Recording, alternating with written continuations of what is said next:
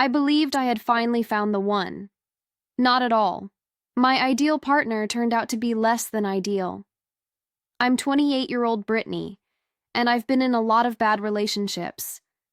The mama's boys, the cheaters, the people who can't hold a job longer. Then they can conduct a conversation. You know the drill. It felt like the universe was finally tossing me a bone when Eric entered my life. At my friend Jenna's housewarming celebration, I got to know him. He was tall and had deep brown eyes that, unlike other guys, didn't gaze at my chest or through me when I spoke. His honest listening was the first thing that caught my attention. He did more than simply nod when I told him that he loved true crime podcasts. He inquired about the ones he had heard of. It's like finding a unicorn in a Walmart parking lot when you encounter a guy who shares your hobbies without pretending to be someone you're not. By the third date, I began to suspect that this one could be different. When Eric introduced me to this little, authentically Italian restaurant, he recalled that I had once stated how much I loved tiramisu. Who can recall such things? He didn't engage in those pointless waiting games either. He texted when he promised to and arrived on schedule. Basic things that most men find difficult to understand. His seeming stability really got to me. Eric had his life together.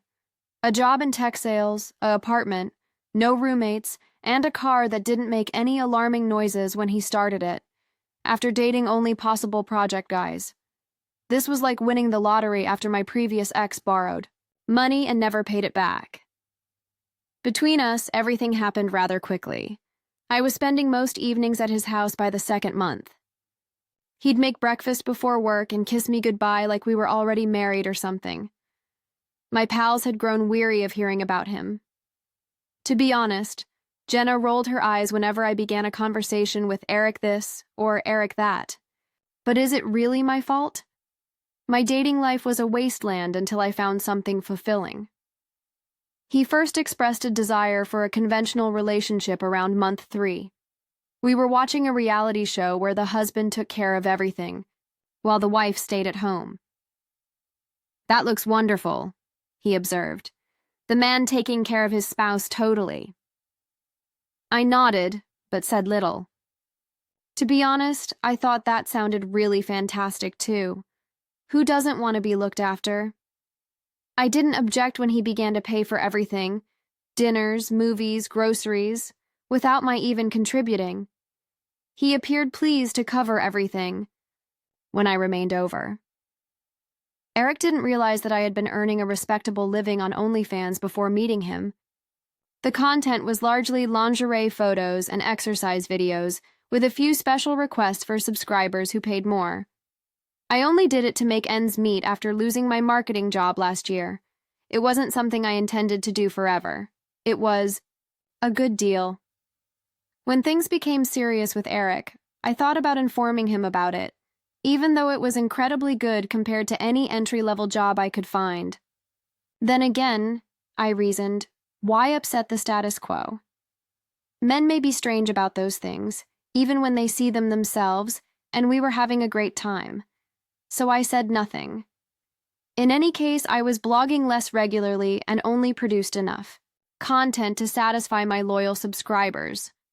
For the first time in my life, I was truly saving money because Eric was paying for the majority of the dates and expenses.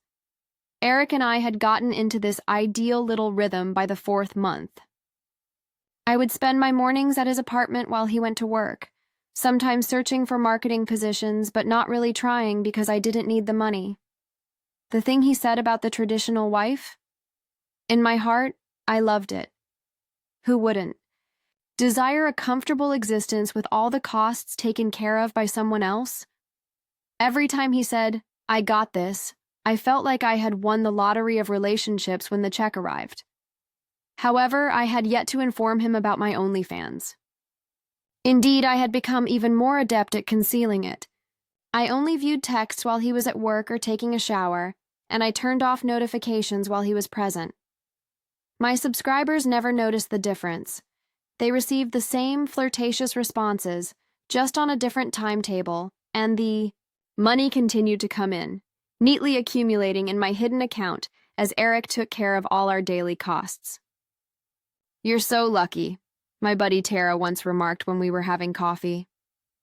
She was constantly whining about her boyfriend Travis, who kept track of every dime they spent together on a budget app, saying, "Most guys expect you to go Dutch these days." I thought, maybe if you weren't such a doormat, honey. However, I simply nodded empathetically and shifted the conversation. I almost cried out, "A tropical getaway? Yes, please," when Eric proposed a trip to Bali. We spent hours browsing hotels online, and each one appeared to be a picture of heaven. What's the best part? He never once asked me to help pay for my flight, or even considered splitting the expenses. This man was seriously something else, I thought. He kissed my forehead and said, "I want to treat my queen right," as we browsed the resort possibilities. Every time he said something like that, I melted.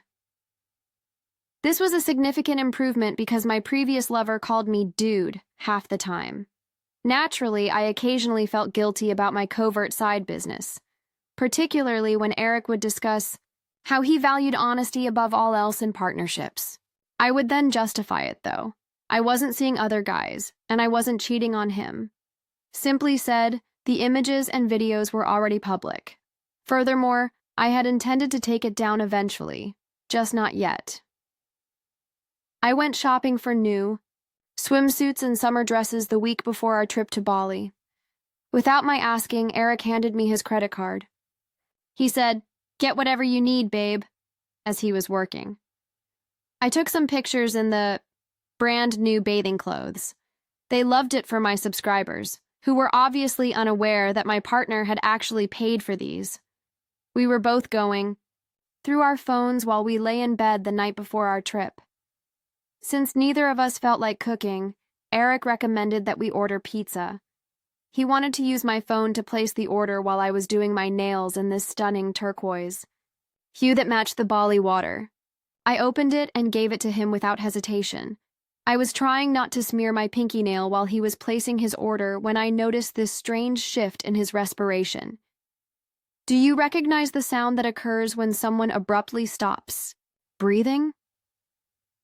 When I looked over, I noticed that his eyes were fixed on my screen and his face had gone utterly still.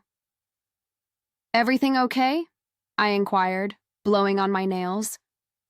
"Yeah, just deciding on toppings," he responded, but his voice sounded odd, tense.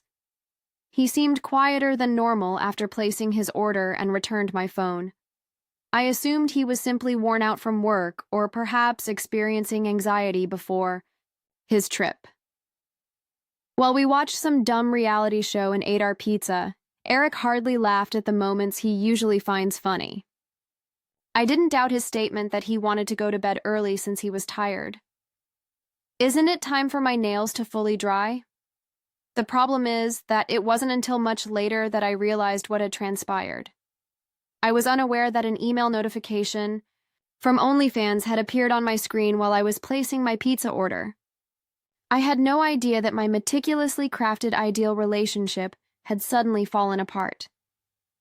That night, I slept off, dreaming about infinity pools and tropical beverages, totally unaware that Eric was awake next to me, looking up my login on his phone and learning exactly how I had been spending my time when he wasn't there. I was unaware that he had even sent himself a screenshot of the notification as proof. Eric was already out of bed when I woke up the following morning. Before our afternoon departure, he stated he had some work emails to check. He was acting very formal toward me, but I ignored it. You know, men and their moods? I packed everything. Last morning, being especially careful with my new bikinis and sundresses. 2 hours before our trip, at around midday, Eric invited me to join him in the living room. I felt sick to my stomach because of his solemn expression. He said, "I need to talk to you about something I found last night," in a tone so neutral that it frightened me more than if he had been shouting. He then turned the screen of his phone in my direction. The screenshot of my OnlyFans notice was there. It felt like my stomach plunged through the floor rather than merely dropping. He said, "Care to explain this?" My mind was racing with possible explanations: spam, identity theft, or an old account. However, the username was too clear and too specific to be mine. "It's not what you think," I began, quoting the book's earliest sentence. "Really? Because I think it's exactly what it looks like," he interrupted me. "I spent most of last night researching this. You have been answering emails on a regular basis. Thus, your account is still active." He actually stopped here, staring at me through eyes I had forgotten. "I even messaged you after creating a new account. Within 15 minutes, you responded. It's funny because it usually takes you half an hour to respond to my texts." He had fully caught me. No leeway, no gray space to take advantage of. "Why you're so upset is beyond me." Shifting to defense was my attempt. "I'm not really meeting anyone. It's just photographs." It wasn't the hearty laugh Eric usually gave. He got up and headed to the door, where I now saw his suitcase waiting. "It's not about the pictures, Brittany. It's about the lies, the secrecy." On the bed, mine was still open. "But what really kills me is that you've never once offered to pay for anything.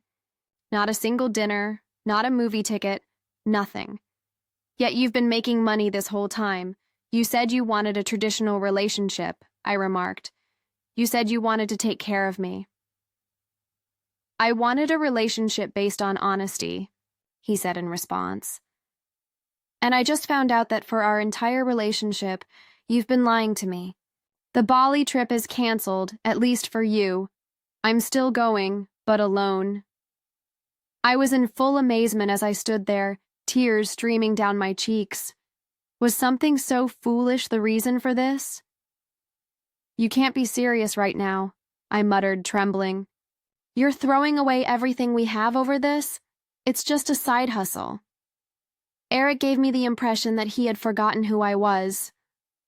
"A side hustle you hid from me while letting me pay for everything. And by the way, I saw your messages. You told someone yesterday you were working on new videos to release this week, so don't tell me this is just some old account you forgot about." Anger and embarrassment burned across my face. He picked up his luggage and shot back, "You violated my privacy. You had no right, and you had no right to lie to me for 4 months. I need you to pack your things and leave. You can go back to your mom's place or wherever you were living before practically moving in here." I was shocked to hear, "You're kicking me out 2 hours before our flight?" Like everything else, the flight was paid for with my credit card and was always in my name. He took out his phone and showed me the screenshots he had taken of my OnlyFans page. "You know what's funny? According to your subscriber count, you're making decent money, probably enough to have offered to pay for dinner once or twice." I was desperately trying to come up with anything to say to make things better, but I was at a loss. I was only able to say, "I was going to tell you eventually." "Sure you were," he grumbled, right after I paid for our entire Bali vacation. I was left standing in his flat with my partially packed vacation clothing when he abruptly left. I heard him lock the door from outside as it clicked shut. "Hey." I picked up my phone and called Ashley, my best buddy, right away. He became aware of my OnlyFans. Into the phone, I sobbed.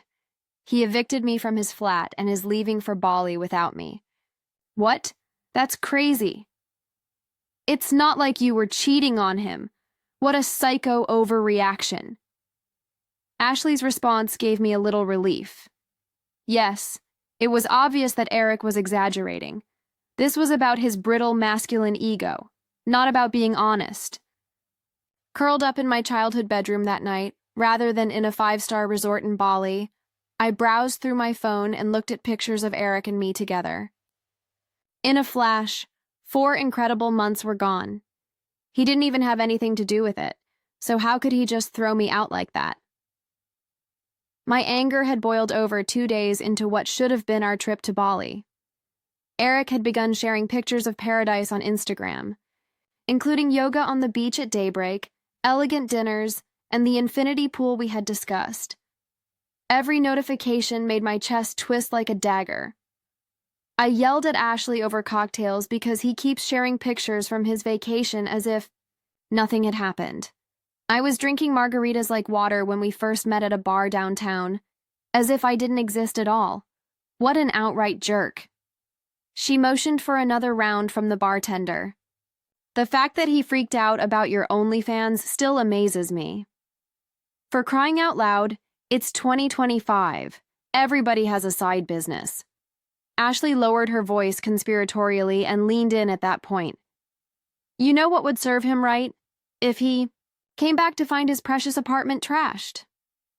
Normally, I would have thrown the notion out the window, but after drinking 4 margaritas and thinking about Eric's most recent beachside selfie, it didn't sound all that weird.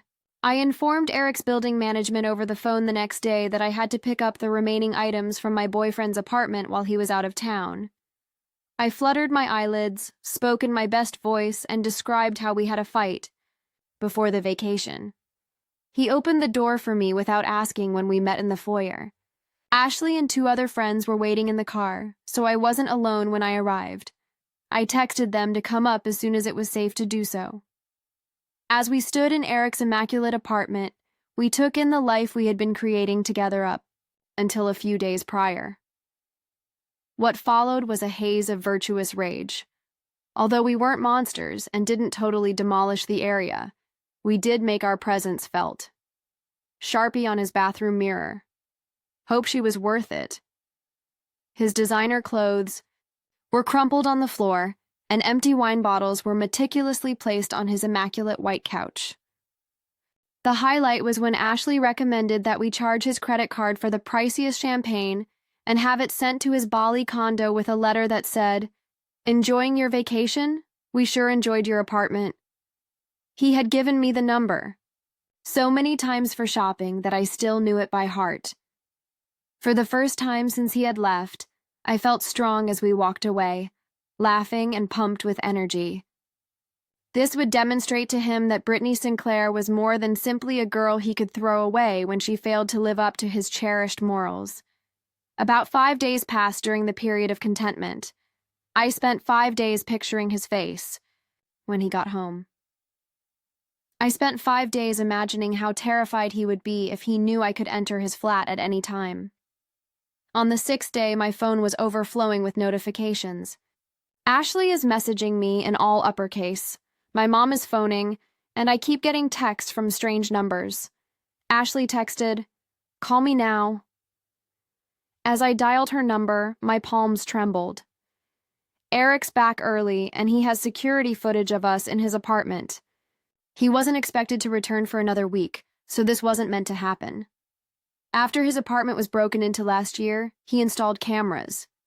"He's got everything, Brittany," Ashley replied in a panicked voice. Everything. The champagne order, us breaking in, everything. I thought I would puke up, and he's threatening to call the cops. That isn't feasible. He's spending another week in Bali. He returned early. It has to do with a family emergency. What happened after his mother called him? My heart thumping, I demanded. Ashley's voice became hardly audible. The world seemed to tilt sideways after he sent her some of your OnlyFans content. What did he do? Did his mother call you? Is your phone blowing up because of those unknown numbers? She and, it seems, all of her church pals are there. After you guys kept phoning him in Bali, he sent them your belongings. I had a dim memory of the talk with his mother. Playing the heartbroken girlfriend and deliberately omitting the OnlyFans problem, I had called her the day after Eric left. I had informed her that Eric had abruptly and seemingly without explanation changed his mind about us. His mother's prayer group was now spreading my content after I had tried to influence her to support me. It was total humiliation. I tried phoning Eric right away, but the call went straight to voicemail. I then texted him saying, "We need to talk." Then he said, "What you did is illegal." So was breaking into my apartment and vandalizing it, not to mention credit card fraud for the champagne, he said. My fingers darted across the screen. "Brittany, I have all the proof." He responded, "You tried to paint me as the bad guy. You had no right to show your mother those pictures, and you had no right to lie to her about why we broke up." I was crying now, mascara streaming down my face, and I had just told her the truth. I texted, "Please don't go to the police." "Regarding your apartment, I apologize." I was furious. As he typed, 3 dots appeared, vanished, and then reappeared.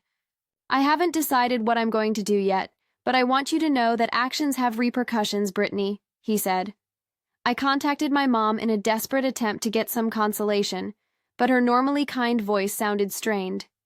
"You're learning that the hard way right now." "Brittany," she whispered softly, "I received some really unsettling emails." My stomach fell even lower. Her voice cracked as she replied, "Mom, I can explain. Please tell me these aren't really you. Please tell me my daughter hasn't been doing this online. With everything coming apart, I couldn't lie to her right now." The silence on the other end of the telephone was deafening. "Mom, it was just a way to make money after I lost my job. It's not a big deal these days." At last, she whispered, "I don't even know who you are anymore, Brittany. I raised you better than this." When I awoke the following morning, Eric's attorney had sent me a formal email. It listed every piece of evidence they had against me, including the building manager's statement, the credit card fraud, the security footage, and the charges they may bring. Then the offer arrived. He wouldn't file a lawsuit if I signed a formal apology, agreed to cover all costs, and vowed never to get in touch with Eric or his family ever again. Eric's personal comment at the end of the letter said, "I really cared about you, Brittany. I would have given you anything if you'd just been honest with me. But you chose deception, and then you chose revenge when you got caught." I drained the majority of my resources to cover the losses and sign the documents with trembling hands. I fully erased my OnlyFans account, which was the cause of all of this trouble. People who used to respect me were already sharing the content, so it didn't really matter now. After 3 months, I was living in a small studio apartment that I could hardly afford while working at a call center. Following the threats of legal action, my friends had gradually turned away. As it happens, they had no intention of jeopardizing their employment or reputations. Things were still tense even though my mom was talking to me again. Eric, meanwhile, had made a remarkable transition. I had heard from common contacts that he had relocated to a better apartment and received a promotion.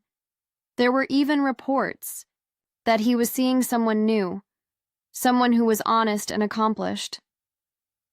Against my better judgment, I was browsing social media one evening when I came across a picture of him with a lovely brunette in his arm.